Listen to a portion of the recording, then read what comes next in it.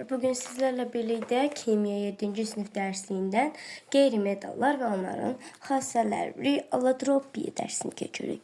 Siz artıq qeyri-metallardan hidrogen, oksigen ilə tanış olmusunuz. Hidrogenin tərkibi H indeksdə 2, oksigenin isə O indeksdə 2 kimi ifadə olunur. Hidrogen ve oksigenden başka qeyri-metallar helyum, azot, flüor, silisyum və başqalarını misal göstərmək olur. Adi şəraitdə qeyri-metalların uşaqlar halı və kövrəkliyi olur. Hidrogen və oksigen, helyum, azot qaz halında olan elementlərdir. Brom mayı halda, yodik, karbon, kükürt, fosfor, silisyum isə bərk halda olan qeyri-metallardır. Və metalların bildiyiniz kimi keçən dərsdə biz metalların da xassələrini keçmişdik və plastiklik xassəsi vardı. Yəni əyilib döyülə bilən, şəkillərə gətirilə bilən bir xassəsi vardı. Qeyri-metallarda kövrəklik xassəsi var. Kövrəklik xassəsi nəyə deyilir? Kövrəklik xassəsi odur, yəni ki, məsəl üçün kövrəklik xassəsi dedikdə hər hansı bir elementin, hər hansı bir maddənin üstünə, bərk maddənin üstünə ağır bir şey ilə zərbə indiririk və bu zərbədən təsirlənərək, kövrələnərək bu maddə parçalanır. Rəngi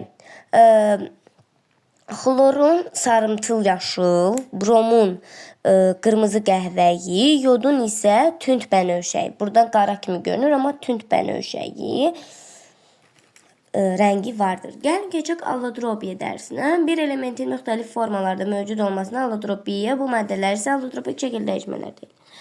Oksigenin allotropik şəkil dəyişməsi burada verilib. O 3'dür, yəni O indeksdə 3 ozon qazından ibarətdir. Karbonun allotropik şəkil dəyişmələri almaz və qrafitdir.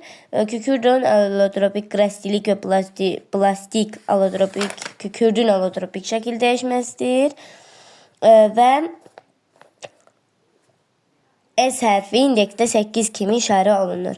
Fosforun allotropik şəkil dəyişilmələri qara fosfor, qırmızı fosfor və ağ fosfordur. Ağ fosfor zəhərli və sarımsaq iyilidir. Qırmızı və qara fosfor isə nə zəhərsizdir, nə də iyilidir. Yəni nə zərərlidir, nə də iyilidir. Yəni nə iyi var, nə də nə zərəri var, nə də iyi var. Qırmızı və qara fosfordan fərqli olaraq ağ fosforun 4 fosfor atomunun birləşməsindən əmələ gələn molekullardan təşkil olunur. Bu səbəbdən ağ fosforun tərkibi P, yəni fosfor işarəsi indeksdə 4 kimi ifadə olunur. Gəlin baxaq, öyrəndiklərinizi yoxlayın. Bizim əsas dərsimiz öyrəndiklərinizi yoxlayındır. Yəni qeyri-metallardan suallara cavab. Uyğunluğu müəyyən edin. Gəlin dəftəri açaq və bunları yazaq. Səslərim pis gəlir ola bilər. Mən xəstə idim, ona görə yəni mən həm video çəkə bilmədim, həm də yəni sizə bu dərslərin izahını verə bilmədim, çünki xəstələnmişdim. İndi baxaq birinci suala. Uyğunluğu müəyyən edin deyilib. Element verilib və elementin allotropik şəkil dəyişməsi verilib. Gəlin baxaq. Mən bunu burada çəkmişəm. Ümidvaram xəttimi başa düşərsiniz. Element oksigen və karbondur. Allotropik şəkil dəyişməsi almaz və ozon və qrafitdir. Oksigenin bayaq da dediyimiz kimi allotropik şəkil dəyişməsi ozon idi. Karbon isə almaz və nə idi? Qrafit. Birinci sualımız bu qədər idi. 1'ə təkcə B aid olur, 2'yə A və C aid olur. Keçək 2'yə. Adi şəraitdə qaz halında olan qeyri-metalları göstərin deyil. Burada bir baxaq biz. Adi şəraitdə qaz halında. Azot və xlor. 1 və 4. İndi gəlin dəftərə yazaq. Deməli, dəftərə köçürdüm. Buradan da seçək 1 və hara getdi? 4. Keçək 3-cü. Cədvəl dəftərinizə köçürün, tamamlayın, gəlin, başlayaq. Deməli, gəlin cədvəlimizi bir. Bura oksigen olur. Bura ozon olur. Molekulunda atom sayı.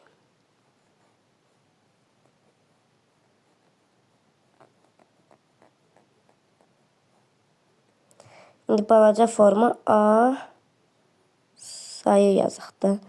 Yəni bu atom olduğu bilinir. Adi şəraitdə halı da bir qırağa yazıq. Hal. Və burada rəngi,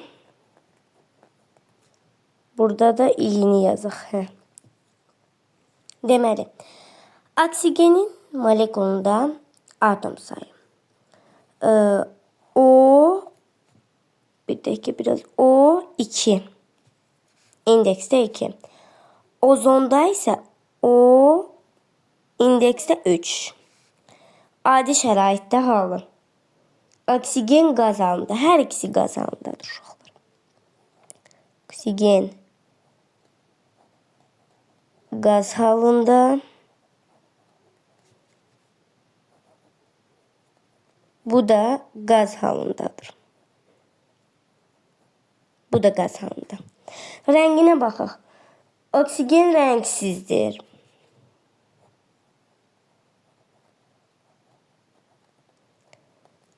Ozon. Gəlin ozona baxaq. Mən o hissəni sizə bildirmədim.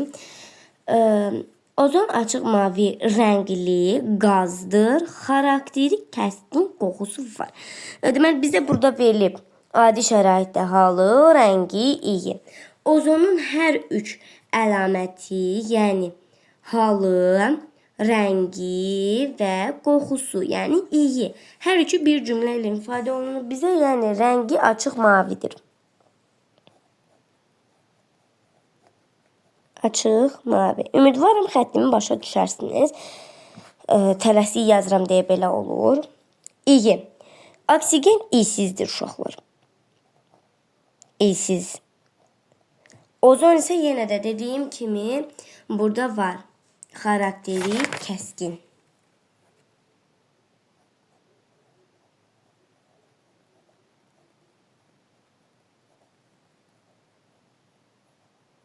Kəskin. Deməli nömrə 3 belə. Keçək nömrə 4-ə. Hansı alotropik şəkil dəyişməli molekullardan təşkil olunur? Bu maddələrin molekulları neçə atomludur? Gəlin bunu da yazaq. Deməli, karbon, sonra kükürt,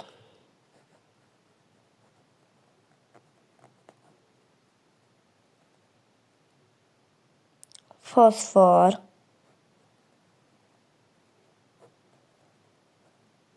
oksigen. Oksigeni ən axırda yazdım hemen. Karbonun atom sayısı yoxdur, verilməyib kitabda. Kükürdün atom sayısı verilib. Bax, kükürdün atom sayısı 8 indeksdə, də doğrusu S indeksdə 8'dir. İndeksdə 8. Fosforun da verilib. Ağ fosfor verilib burada. P indeksdə 4. Bu da verilib. O2 ve O indekste 3. Karbon verilmeyip ama. Bu 4. sualın cevabı. 5. suala baxaq. Burada Eyler-Venn diaqramı verilib. Eyler-Venn burada verilib. Yəni Eyler-Venn diaqramına uyğun ifadələr müəyyəndir. Qarandaşların hazırlanmasında istifadə olunur. Şəffaf rəngsiz maddədir. Karbon öldürüb şəkil dəyişməsi və elektrik cərəyanına keçirir. Gəlin bunu cədvəlli çəkək. Yəni. Deməli mən bir balaca Eyler-Venn diaqramını çəkdim. Bunları yazmayacağım. Qarandaşların hazırlanmasında istifadə olunur. Almaz deyil əlbəttə ki, əlbəttə qrafitdir. Yəni bir qrafitə olur. Sonra şəffaf rəngsiz maddədir. Əlbəttə almaz olur. 2 almaz. 3. Karbonun allotropik şəkil dəyişməsidir. Əlbəttə hər ikisi karbonun allotropik şəkil dəyişməsidir və 4 elektrik cərəyanına keçirir. Bu da qrafitə aiddir. Eyler-Venn diaqramı, yəni 5-ci tapşırıq belə olur. 2 almaz, 3 hər ikisi, 1, 4 qrafit. Keçək 6-ya. 6-da nə deyilib? Şagird laboratoriyada qrasiyeli kükürdlü və plastik kükürd aldı. Sonraki gün bu maddələrin rənginin sarı olduğunu müşahidə etdi. A. Hansı maddə alınmışdır və bunun səbəbi nədir? B. Şagird onu yenidən plastik kükürdləri necə çevirə bilər? Gəlin bunu şifahi eləyək, çünki yazılı olası bir şey yoxdur burada. Hansı maddə alınmışdır?